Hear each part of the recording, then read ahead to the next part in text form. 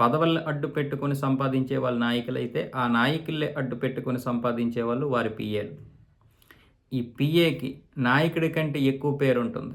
నిజం చెప్పాలంటే, అక్కడ నాయకుడిని కలవాలంటే ఫస్ట్ ఈ పిఏని కలవాలి. ఈ పిఏని ప్రసన్నం చేసుకోవాలి.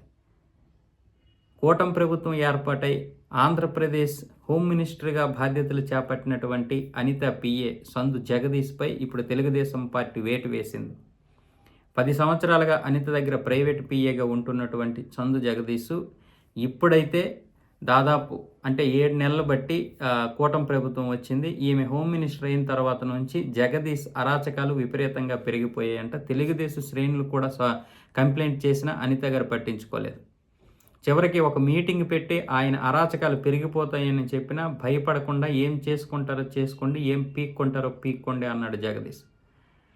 అంతేకాదు తిరుపతి కొండపైన టికెట్ల గురించి, అలాగే ఆయన దగ్గరికి ఎవరైనా బదిలీల కోసం వచ్చిన సిఫార్సుల గురించి, అలాగే ప్యాకాట్ క్లబ్బులు, ఇంకా ఎక్సైజు ఇవన్నిటి మీద కూడా డబ్బులు దండుకుంటున్నాడు. ఇవన్నిటి మీద కూడా కంప్లైంట్లు వచ్చినా హోమ్ మినిస్టర్ అనిత అయితే పట్టించుకోవడం లేదు. దాంతో చంద్రబాబు నాయుడు, లోకేష్ దగ్గరకైతే ఈ పంచాయితీ వెళ్ళింది. వెంటనే జగదీష్పై అయితే తెలుగుదేశం పార్టీ వేటేసింది.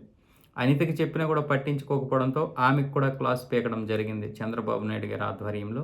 మొత్తానికి సందు జగదీష్పై వేటు వేయడంతో తెలుగుదేశం శ్రేణులు అయితే సంబరాలు చేసుకుంటున్నారు.